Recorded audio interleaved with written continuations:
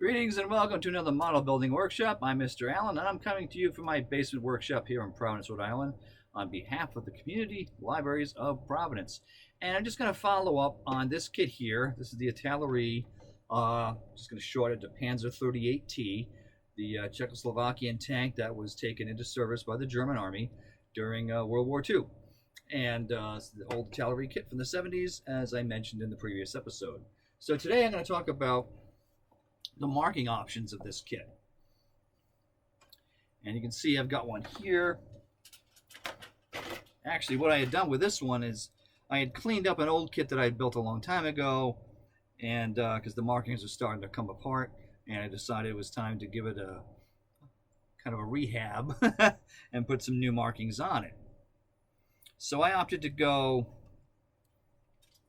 with the big red numbers outlined in white. This is a very common marking option used on the 38T. And this is with the 7th Panzer Division. And this is during 1941, during Operation Barbarossa, and the beginning of the fighting in the Soviet Union. But there are other options you can do with this tank. Now the kit has a lot of decals that come with it, and to be honest, I was impressed at first because it does give you a pretty nice assortment of different decals.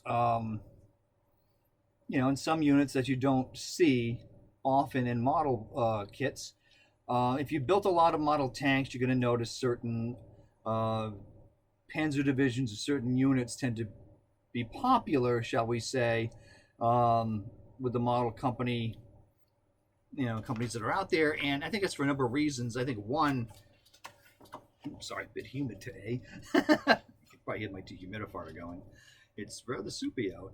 Anyway, so there's certain units that you tend to see often, like the SS units, for better or for worse. The Gross Deutschland unit with the German helmet was its emblem, and that was a unit that was an elite unit, and it tended to be everywhere. So yeah, there's certain divisions that tend to be common because, well, a couple of factors. One, they tended to be in very important battles that model builders would probably want to do dioramas with. For example, D-Day, Battle of Kursk, maybe Stalingrad, things like that. There's particular units that were there. And the other thing that comes into play is the books out there, such as this one, among others that I've got here, where there are a lot of photo references of those particular units, so you can see the actual vehicle photographed with the markings, everything on it, and naturally historians and model builders are going to be, looking at the photo of the actual thing because they know that that's accurate. I probably made a short story long there, but but forgive me on that. So there are some oddball things going on here because some of these units, well, technically, like this unit here is the 11th Panzer Division. I'm not sure this is an actual unit. We'll take a look in a moment. The 14th, this is at Stalingrad. You've got the 8th and the 10th up here. Now, the 10th Panzer Division saw combat during the Battle of France, but it did not use the Panzer 38T. The 8th Panzer Division did, although the markings that come with this kit aren't exactly accurate for what the tanks would look like at that period. So there's some discrepancies there. The 14th, Stalingrad, but did not have these. And then there's a couple others they try to say are the 12th, which, as far as I'm concerned, it's not. Because we can look at this book by Steve Zaloga here, which gives a pretty good breakdown of the different Panzer units there. So you can see here, you got the 11th, 12th, and 13th, and 14th there. Granted, this is by 1941. We can look at some earlier marking options in another book in just a second. Bear with me here. So this tank I had done a long time ago, quite a while ago, And I had, based on this book, I had done it up like this one here for the Hungarian Armored Division. I did find through later research, I'm not sure that they had red numbers. It looks like they had white numbers, just outlines without the red. In any case, my decals were peeling off, so it was time for a facelift. So I opted to do that here with this. Excuse me. So I'm going to look at a few other options here for ways you could do markings for the 38. Because there are a number of options other than just this one. So if we look here, and this is the this great book here, which I've used many times on this channel. You'll see some here. It's the 22nd Panzer Division here. That's the 20th Panzer Division. And up top is the Panzer Regiment 27 of the 19th Panzer Division is here. And again, the 22nd is here, and another one from the 20th here. So you notice the 20th had these yellow numbers on it. And in this case, they had the this unit emblem here. This does change during the Battle of Russia. It does change to a different emblem later, but it does start out as the Brandenburg Gate emblem, as you see here. And down the bottom, you see that there is this camouflage version, which was riding on an armored train. So this kind of painting option is a possibility with this tag. You don't have to do it in the gray. And if you look up here, they did add some like camouflage. It's the 22nd Panzer Division. This is by 1943. They started to add the dark yellow tones to it. But this one's on armored train BP-27, and this was from July 42 to March 44 is what it's saying, as it was there. So at some point they painted it in that color. And if you do other of the German allies, I'll give you an example here, because as I mentioned, the Hungarians use these. I'm trying to roll through this, because Bulgaria use these as well, as you can see here. So that's an option as well. Anyway.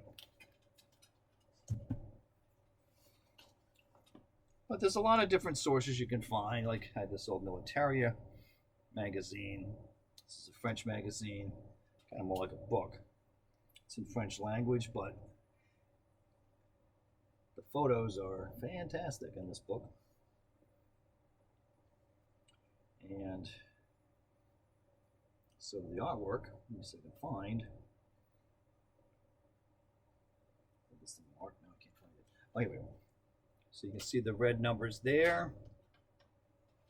Just coming of the 7th Panzer Division. This was Rommel's unit in 1940. Got nicknamed the Ghost Division. And when the Panzer regiments were broken up to create new divisions after the Battle of France, the Ghost Division, that regiment moved on to the 11th Panzer Division, and the name stuck with the 11th Panzer Division at that point, since that regiment was now making the backbone of the 11th Panzer Division. If that makes sense. But that's how they did it. They broke up the some of these regiments to create new units, and then filled in with new regiments to create an actual Panzer Division. I'm trying to find a particular photo, and I should have bookmarked it. I had everything else bookmarked. Here we go. So it was my hope to do this one here.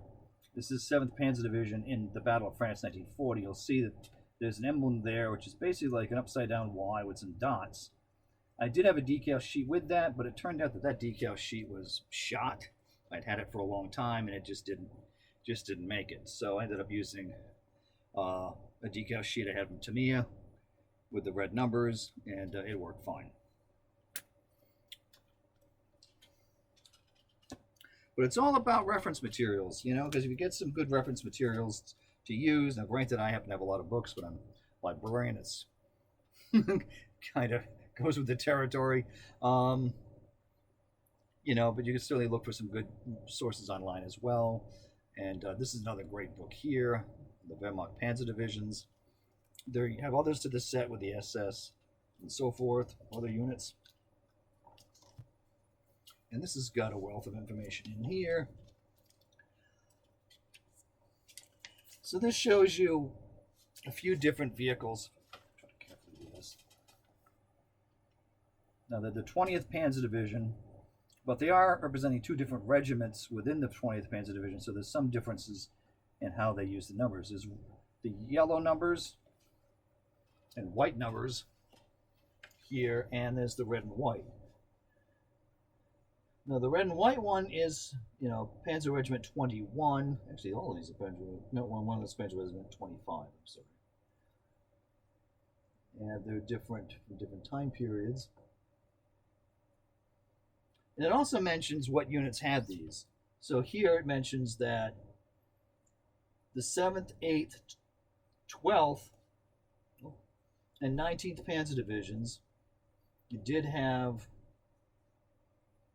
the E and F variants of the Panzer 38T. So again, it's the 7th Panzer Division, 8th Panzer Division, 12th and 19th had them, as well as the 20th here. But we also had the 22nd that had them as well. Find that one here. 21st did not. 21st was in Africa. They did not have them. But you can see here the 22nd does. And I'll try to go backwards. Let's see if there's anything on the 12th here. Yep. Here's the 12th. Closer so you can see what the 12th look like.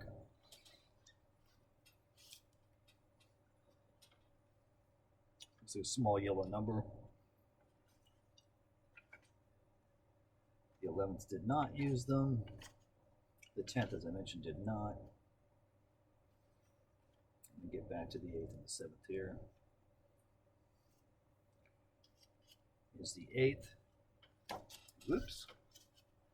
With its unit numbers here. I mean, not the unit number, the division emblem. Its unit numbers.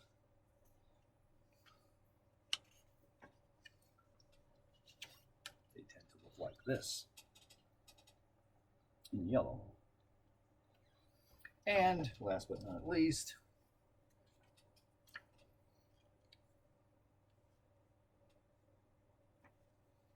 we have the 7th, as we mentioned, with the red. So that's a very quick history of marking options that you can do for a particular tank, and in this case, the Panzer 38T. So there's many different ways to do it. So don't feel like you're stuck with one particular paint scheme, because you're not. You never are.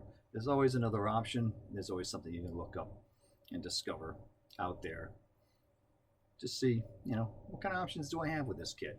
What if I don't want to build it the way that the decal suggestions have in here? What if I don't like the paint color? What if I want to do something completely different? I mean, obviously it's your model. You can paint this pink and do whatever if you so desire, and why not? Your model, have fun. But if you want to have some historical accuracy to it, you know, just do a little bit of digging and you can find some interesting options out there. So that's a very quick look at, or maybe not a quick look at, depending on your mindset, on markings and options for a kit like this one, the Panzer 38T. Okay, we'll see you soon on the next model building workshop. Bye now.